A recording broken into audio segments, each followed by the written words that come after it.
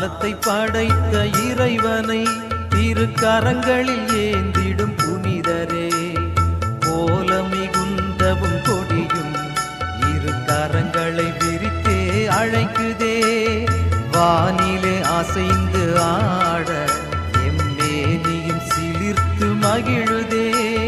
ஞானத்தை படைத்த இறைவனை திருவே எழில் உருவே திருக்கொடியே